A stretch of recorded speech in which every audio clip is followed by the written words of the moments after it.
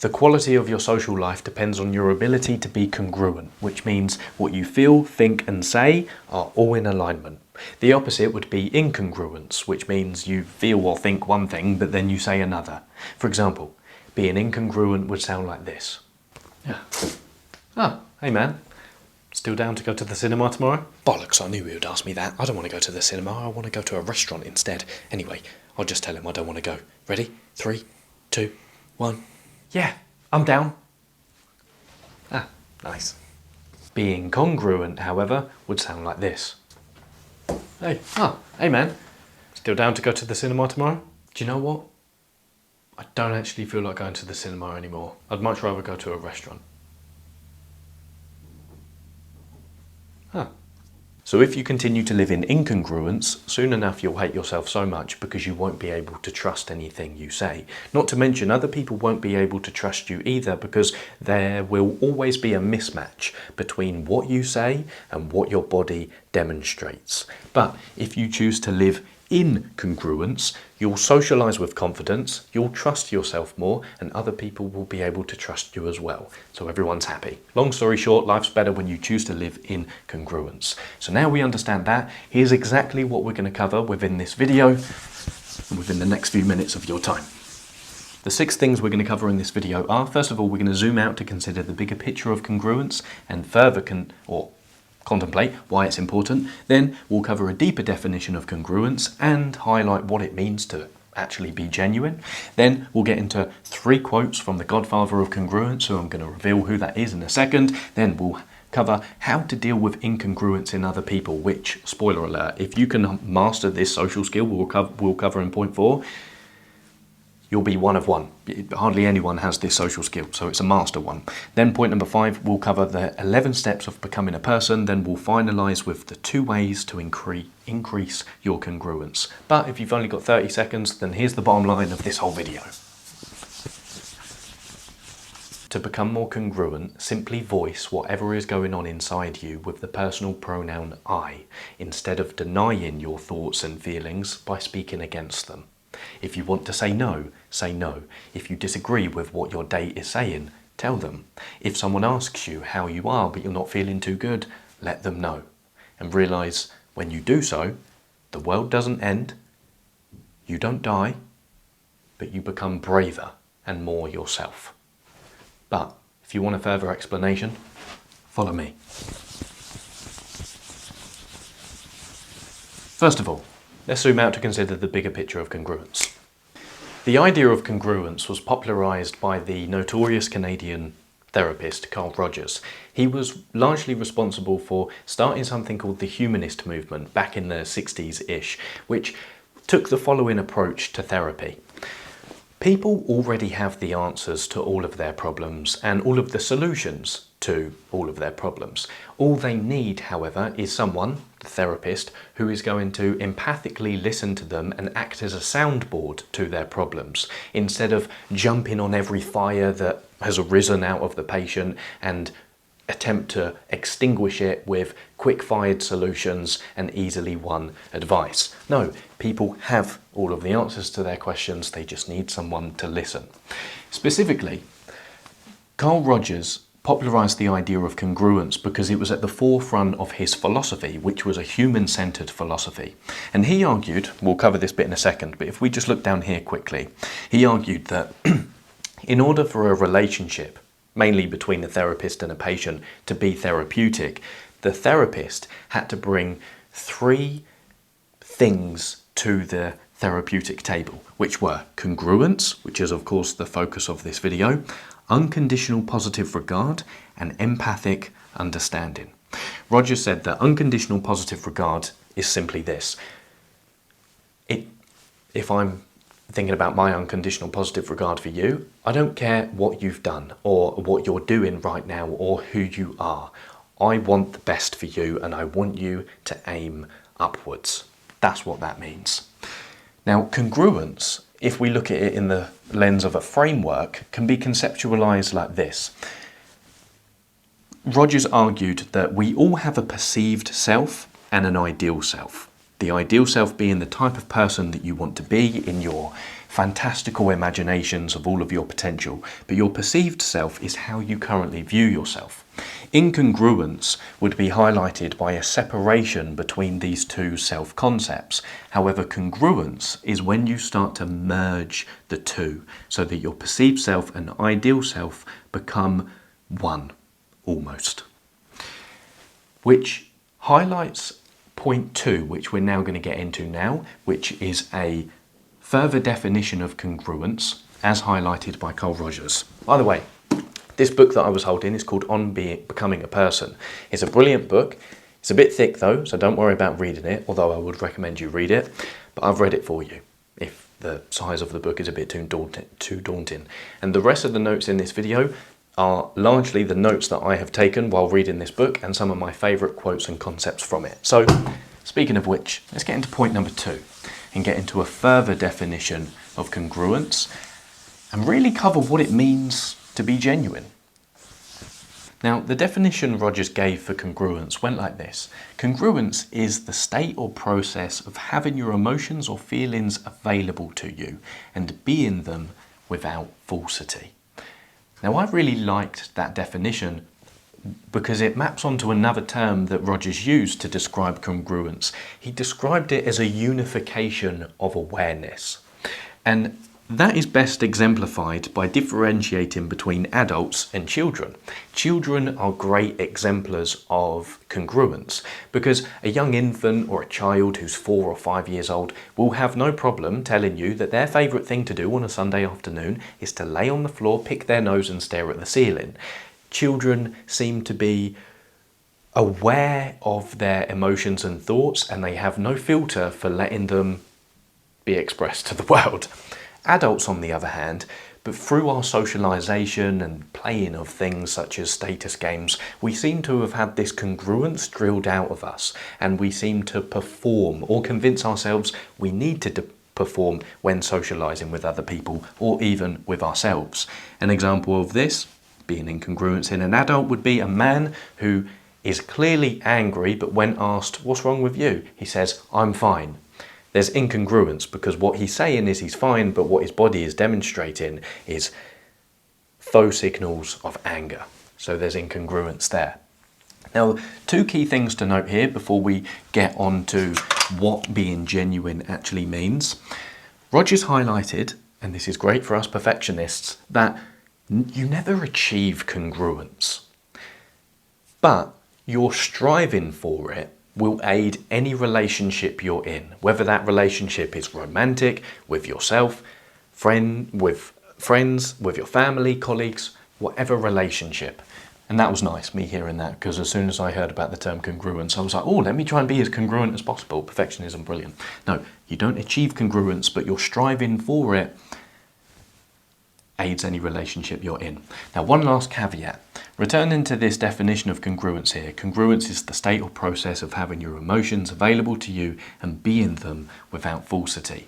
I know some people, because I thought this when I first read this definition, some people, especially with a background in Stoicism, will read this last part and argue against it. Oh, it's not good to be your emotions because that means you would then become an emotional person. Just wanted to highlight here, when we say being your emotions without falsity, it doesn't mean you then become an emotional person. No, you treat your emotions like visitors and you simply allow them to pass through, as you can see from this visual here. Now, what did Rogers say about being genuine? Let's cover this. On being genuine, Carl Rogers said, being genuine involves the willingness to be and express, in my words and my behaviour, the various feelings and attitudes which exist in me. I really like this definition for 2 reasons. One, it's very simple in its definition of what being genuine means, but second of all, it's practical. We can understand from these words that in order to be genuine, which by the way means to be congruent, genuineness and congruence are 2 interchangeable terms that mean the same thing.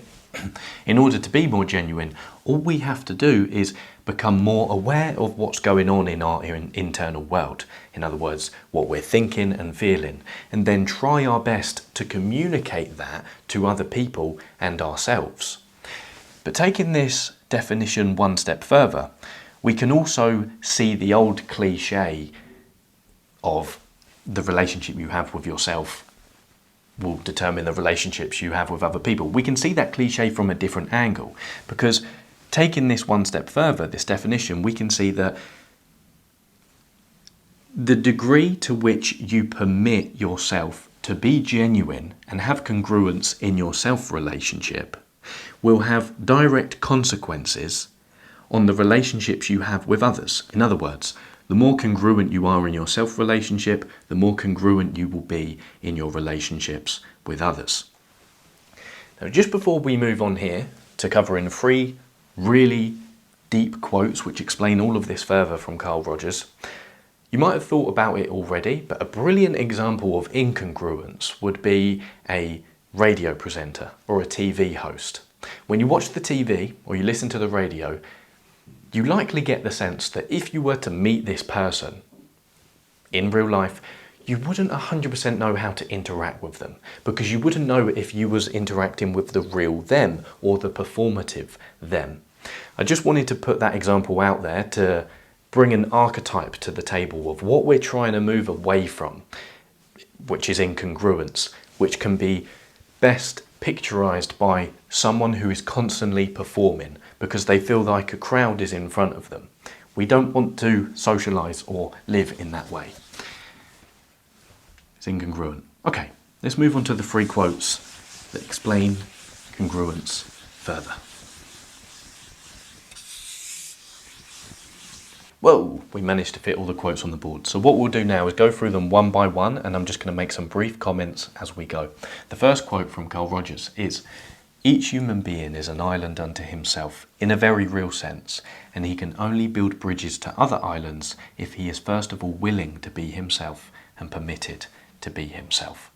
I think the key part in this quote is the last part. He can only build bridges to other islands if he is first of all willing to be himself and permitted to be himself.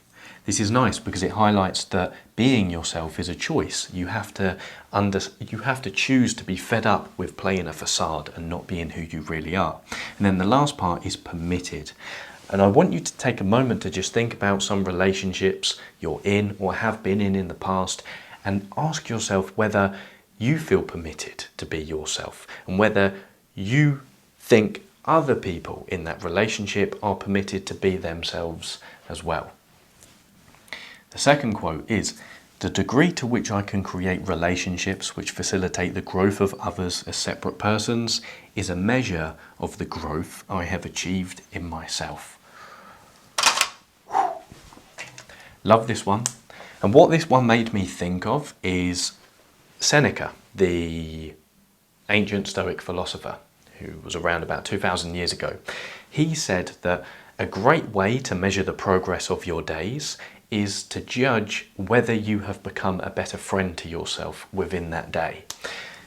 This is very similar because you can start to judge I don't want to use those words, judge or evaluate. You can start to gauge the progress of your life based on whether you're able to facilitate the growth of other people in your relationships as separate persons, free from codependency, free from labeling and name calling and you trying to tell other people who they are. This is a measure of the growth you have achieved in yourself, which seconds what we was covering in that last section, which is the old cliche. The congruence you cultivate in your self-relationship manifests in your external relationships. The final quote is, "The more I allow myself to be myself, the more I'm able to permit you to be yourself in whatever way that is."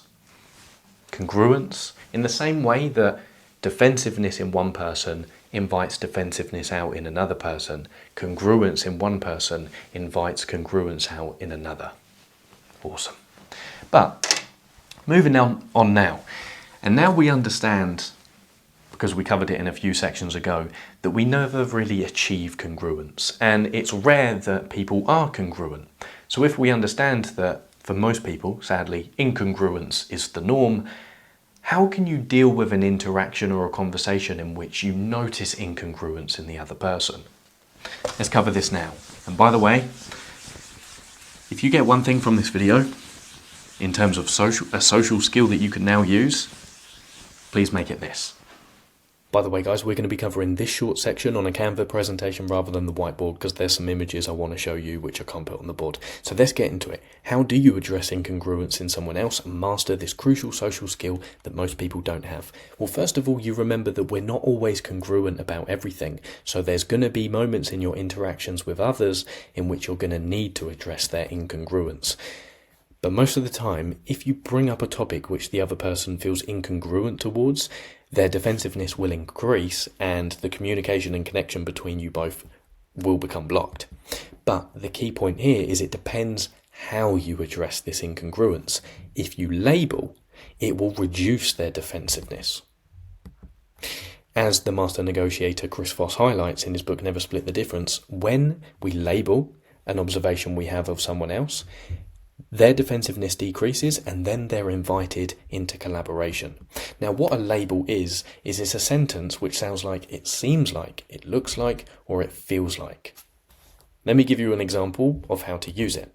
Let's imagine you're talking to someone. You've been speaking for the last 2 minutes. Maybe you're telling a story or answering one of their questions. But this person you're speaking to yawns. You could go all guns blazing and call them out on it and address the situation by saying, "Are you tired? Why are you yawning? Am I boring you?" All of which is going to increase their defensiveness, most likely. However, if you deliver a label in the form of, "Seems like you're tired," you're not communicating that you are interpreting their behaviour. Instead, you're simply putting a soft assumption out there and inviting the other person to either confirm or deny your assumption while giving you more information in the process. As we've mentioned, delivering a sentence like this addresses the elephant in the room, which is their tiredness, and then invites them into collaboration. But what will most likely happen is the person will say, no, I'm fine, carry on, which signals that they're now being incongruent. On the one hand, they're saying they're fine and they're not tired, but on the other hand, they're yawning. There's clear incongruence going on. So this is where this key social skill comes in. You hit them with the dog pose, and you realise that they're being incongruent. Now you can take this one step further and make a decision for them. Look, let's take a break. Let's change topic. Let's revisit this conversation when you have more energy. And what that will likely do in most scenarios, not all scenarios, but most scenarios, is the other person will think, "Oh, thank God that decision's been made for me. I actually feel seen because this person can see that there was a mismatch between what I was telling them and what my body was demonstrating." Before I give you one more example of this social skill is a trilogy, or what's a trinity, let's say it. You notice the incongruence in the other person, you then deliver a label, and then you help the person solve the problem. Most people do not do this.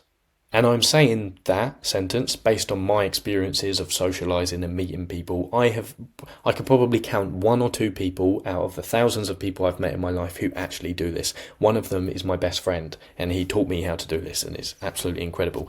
If you do this in your interactions and relationships, people will love you. Not that it's all about people loving you, but people will love you. Let me give you an example more specific to a romantic relationship. Let's imagine you're driving in the car with your missus or your partner. Let's say it's a man and a wife. Let's say you're driving in the car with your missus. And you're on a motorway, she turns around to you and just randomly asks, "Hey, do you need a wee?" Your response is, "No, I'm fine. Why, do you?" And she responds with, "No, I was just curious." But then you notice that your girlfriend, continues to wiggle and fidget in the car, even though she's told you that she doesn't need to go to the toilet. So, what do? You've noticed the incongruence. She's told me she doesn't need a wee, but she's really fidgeting in her seat. You label it. You could label it if you want to. You could say, "Seems like you need the toilet." Or you jump straight to step 3 and you help her solve this problem by driving to a service station where there's a toilet. You get out, you go to the toilet and say, do you want to come? She's like, oh, okay, yeah, might as well, now there's a toilet. You both have a wee, and then you drive off into the sunset. Call it a trivial example. That was the first one that came to my mind, mainly because when I was 18, I went to a wedding, which was my mum's boyfriend's at the time's son's wedding. And after the ceremony, they handed pieces of paper around to everyone. And on the piece of paper, they asked for advice for a happy, long marriage. And me, being 18 years old, I'd watched a YouTube video like 3 days before about this. And I said, if you're driving along a road, or if you're driving at all and your wife asks if you need the toilet, pull over to the next toilet, because it means that she's insinuating that she needs the toilet, but she doesn't want to directly say that she needs it. Notice the incongruence in other people. Label it, and then help them to solve the problem or make a decision for them. Final note, when you're making a decision for them, you're not enforcing it on them. You're leading them to the decision, and you're given the option to follow through with the decision or not. Back to the board. Oh, by the way, we don't actually have a name for that social skill we just described yet, so comment your ideas below on a cool name for it. Let's get back to the board. Now, just before we finalise with the 2 ways to become more congruent, let's cover the second to last point, which is Carl Rogers' 11 steps of becoming a person. This will also help you become more congruent. The first step, he said, in becoming a person and more yourself is you move away from facades, pretending to be something that you're not. I would suggest you can tell whether you're acting in a facade because you'll feel drained after you socialise or you do something. Quick story here, when I was 17, I used to have a group of friends, but gradually I started to drift from them because I realised our values were very different. They used to hang around and smoke weed all of the time, which I'm not knocking, do what you want. I just didn't do that. So I gradually realised that the more I hung around with them, the more depressed I felt after I hung around with them because I was trying to like them and trying to fit in. I was wearing a facade. The second step is you move away from oughts and shoulds. We've spoken about this in other videos, but whenever you hear the word should, it's not your voice, it's society's voice or your family's voice. Get rid of the word should from your vocabulary completely. The third step is you move away from meeting expectations, whether that's the expectations of other people or yourself. Then you move away from pleasing other people completely in whatever way that usually manifests for you. The fifth stage is you move toward self-direction. And we've got a quote from Carl Rogers here. Let me just get my laptop. He said, "Freedom to be oneself is a frighteningly responsible freedom, and an individual moves toward it cautiously, fearfully, and with almost no confidence at first." What this highlights is that becoming more yourself isn't just a walk in the park. It is a frightening process because the more of yourself you become and the higher your congruence rises, the more your responsibility to be who you are rises, which is a terrifying freedom. Essentially, what that means, in other words, is there are always consequences for your actions. You can do whatever you want, but you cannot escape the consequences, as the quote goes. So it's your responsibility, which could argue why a lot of people aren't congruent. Maybe they're afraid of stepping into that responsibility of being who they really are. The sixth step is you move towards being a process. You stop looking at yourself and your identity in absolutes, and instead you understand. You move from I am to I'm becoming. We got a quote here from the Danish philosopher Søren Kierkegaard. An existing individual is constantly in process of becoming and translates all his thinking into terms of process. It is with him as it is with a writer in his style, for he only has a style who never has anything finished, but moves the waters of the language every time he begins, so that the most common expression comes into being for him with the freshness of a new birth. In other words, here you stop seeing yourself as a product, as a creature of arrival and destination. Instead, start seeing yourself as a flowing stream, like a river. River? Why do I say it with a TH? River. Got a bit woo-woo there, but stop talking about yourself in absolutes, which will explore that a bit further in point number 10. Hold on. The seventh step is you move towards being complexity. Carl Rogers in the book spoke about a story or a quick interaction he had with one of his colleagues who was also a therapist. And this colleague came to Rogers one day and said that he was really struggling with his feelings of annoyance towards one of his patients. He was really struggling with his incongruence because he thought one thing and felt one thing, which was his annoyance, but he was keeping up a professional front with his patient and he really didn't know what to do. Hence he came to Rogers to seek advice. And the advice Rogers gave him was just tell your patient about your feelings of annoyance and everything will go well.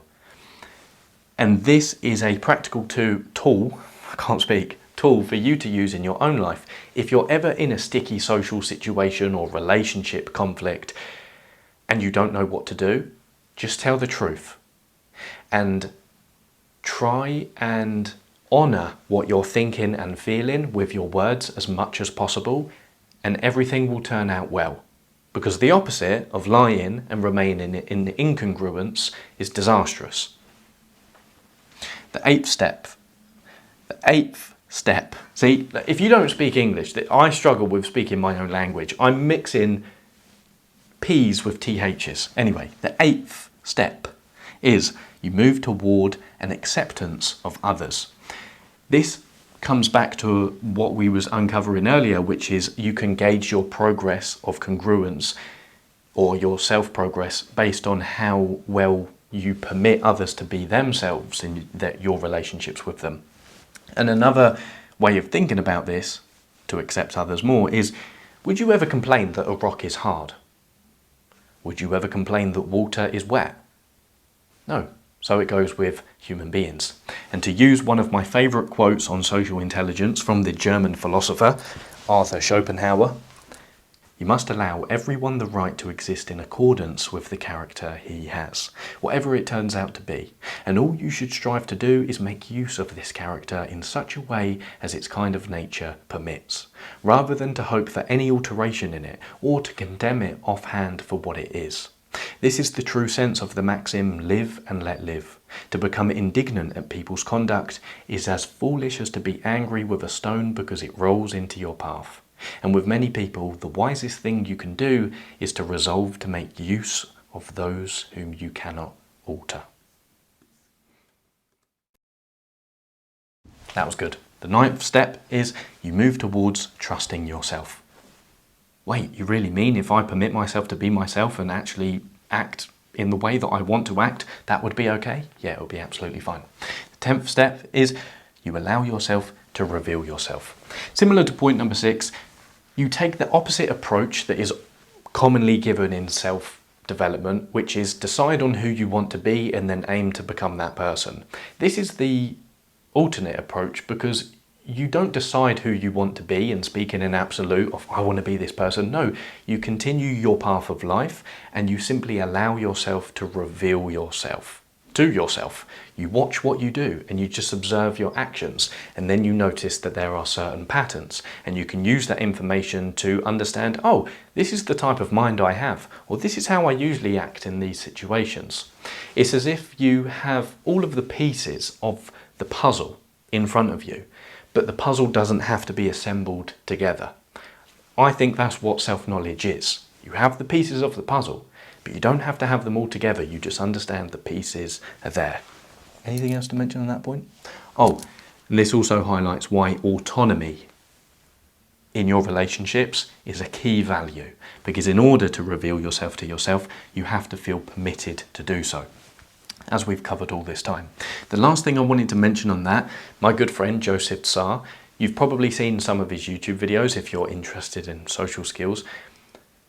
He had a great thought the other day. He posted it on Twitter. He said something along the lines of communication flows best when fear to speak is lowest. And I think this maps on to the importance of autonomy and permitting yourself to be yourself and others to do the same. When you do so, you have to reduce the fear in the interaction so that it becomes, how am I going to do this with my hands? Fear reduces, congruence increases. Because The reason why we perform in social interactions is because we fear that if we don't, people aren't going to like us. Fear is high, congruence is low. But when we remove that bottleneck of fear and you're able to get back into that childlike state of being whoever you want to be without fear of the repercussions, congruence naturally increases. Just wanted to mention that. Shouts out Joe. He's a good friend of mine now. The last part is, or step in becoming a person, is don't do anything behind closed doors. Essentially, don't do anything that makes your face go like this. To use a quote from Marcus Aurelius, never regard something as doing you good if it makes you betray a trust, or lose your sense of shame, or makes you show hatred, suspicion, ill will, or hypocrisy, or a desire for things best done behind closed doors. So, all in all, where does this leave us? Well, it leaves us with the understanding that congruence is largely about clear communication. And psychological health could be summarised like this. Psychological health is largely about improving the inner communication you have with yourself. In other words, the degree to which you make the unconscious conscious.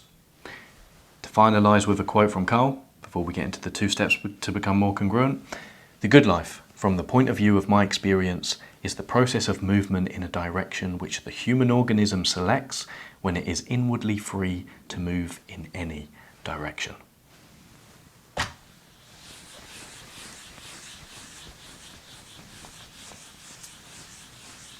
Here are 2 ways to become more congruent. Just quickly, we covered these 2 points at the beginning of this video when I said if you've only got 30 seconds and gave you the bottom line, but I just wanted to revisit them to give more detail for these 2 points. The first thing you can do to become more congruent is simply pay attention, specifically to your thoughts and feelings, and then use them as reliable guides for what you're going to communicate to other people or what you're going to do. The reason why it's important to pay attention to your thoughts and feelings before you say something or do something is because these are the things you can use as feedback for your current congruence or incongruence. Meaning, if you notice what you're thinking and feeling are unmatched, you're thinking one thing but feeling another, then you've got some incongruence going on that you simply need to realign. And it's also important you do this for other people, because the main way other people are going to be able to connect with you is if you give them an insight into your internal world, i.e. you tell them what you're thinking or what you're feeling. So simply just rely on your thoughts and feelings more and try your best to not betray them in anything you do or say. A quick example of this is, let's imagine you're going on a first date, which, whether it's with someone you know or a complete stranger, first dates are daunting. You're likely to feel very nervous because you feel you have to perform and be someone that you're not. So let's imagine you turn up to the venue of the date, the restaurant, wherever it is, you hug your date and they ask you, "Hi, how are you?" How about instead of saying, "Yeah, I'm fine, absolutely fine," and trying to pretend you're not nervous or socially anxious, imagine if you just said, "Hi, yeah, I'm fine actually. I'm excited, but I'll admit I'm a little bit nervous. I don't know about you, but if someone said that to me on a first date, I would feel a lot more connected to them and I would feel more permitted to be vulnerable as well." So that's an example of honouring your thoughts and feelings. First pay attention to what's going on and then communicate it to other people. Don't transgress them.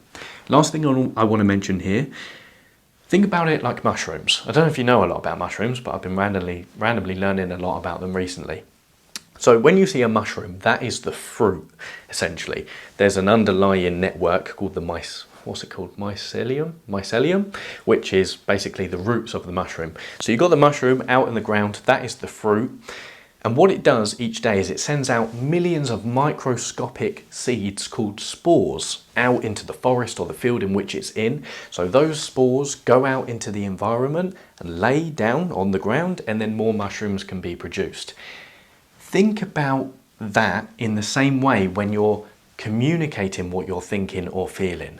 You're just sending out little spores. You're not communicating what you're thinking or feeling from the aspect of this is 100% absolute, this is going to dictate everything that is now coming forth from this. No, you're just putting it out there. This is what I think. This is what I feel, so that other people are in the know. You don't always have to communicate it in a conclusive manner. And finally, upon that point, the way that you can communicate that is to use the personal pronoun I. I don't want to. I think this, or I'm feeling whatever you're feeling. And the reason why this is important is because it's a nice spiritual way of looking at this. When you use the personal pronoun I with other people, it's as if you're acting like a middleman or middlewoman between you and the rest of the world. So it's a form of assertion, because assertion isn't always this aggressive thing where you have to be not a people pleaser and everything. No, assertion is simply exposing yourself to the world. And you can best do so by simply letting other people know that when you're speaking, I'm talking about me. This is me giving you a glimpse into my internal world. Someone asks you if you want to come? No, I don't want to. I want to. I feel this. I think this, in my opinion. So, now we've finalised that, here's a challenge for you over the next week. The next time someone asks you to do something and you don't want to do it, just say you don't want to and see what happens. The next time you're on a date and you find yourself disagreeing with something that they're saying, instead of trying to cater to them and please them and perform, just say you disagree and see what happens. And the next time someone asks you how you are, instead of saying, yeah, I'm fine, belly just rumbled, instead of saying, yeah, I'm fine, when really you're not, tell the other person that you're not doing the best. Or simply just tell them what's happened within the last 30 seconds of your life and see what happens. But again, what will happen? Maybe a better question to ask is what won't happen? The world won't end, you won't die, and you'll become braver, you'll trust yourself more, you'll respect and appreciate yourself more, meaning other people will trust, respect, and appreciate you more as well. Choose congruence. Lewis, pay attention to this as well. This video is for you. So, in summary,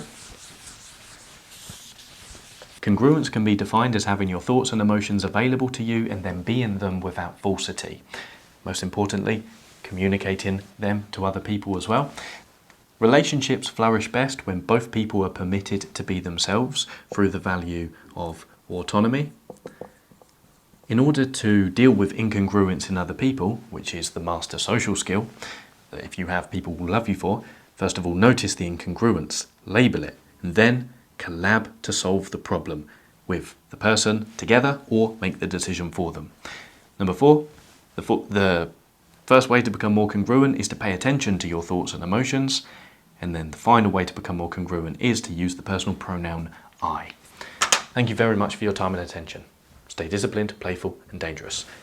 Before we go, just a quick piece of feedback I would like from you. You know the part in the video today when we did the Loom presentation on Canva rather than the whiteboard?